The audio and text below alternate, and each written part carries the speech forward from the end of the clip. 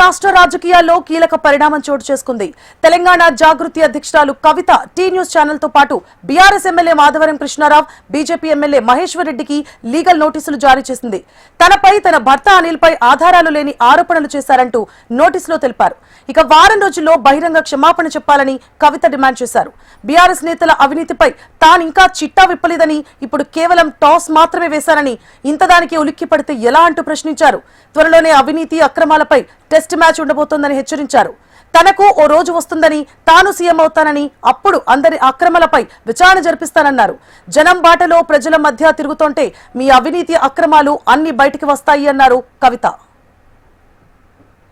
ఏమాత్రం మొహమాటం లేకుండా, ఏ పార్టీకి సంబంధం లేకుండా తెలంగాణ బిడ్డగా, తెలంగాణ ఆడబిడ్డలకు ఉండేటటువంటి పౌరుషాన్ని ప్రదర్శిస్తూ నాకు వచ్చినటువంటి ప్రతి ఒక్క అంశాన్ని కూడా ప్రజలతో షేర్ చేసుకుంటున్నాను. దాంతో ఏమవుతుంది, చాలా మంది యొక్క అక్రమాల పుట్టలు కదులుతున్నాయి, వాళ్ళ పాపాల పునాదులు కదులుతున్నాయి. దాంతో నా మీద దాడి ప్రారంభించి, ఏంది దాడి?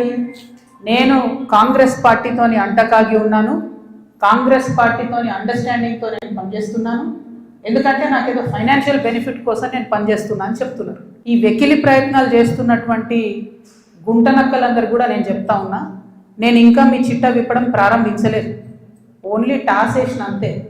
ఆ టాస్కే ఇంత భయపడితే ఎట్లా మీరు?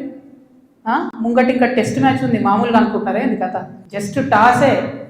ఇప్పటికే గెలిచినాం ఆల్రెడీ మేము జాగ్రత్తలు, ఎందుకు భయపడుతున్నారు మీరు ఇంతగా? ఏమన్నాడు నా భర్త?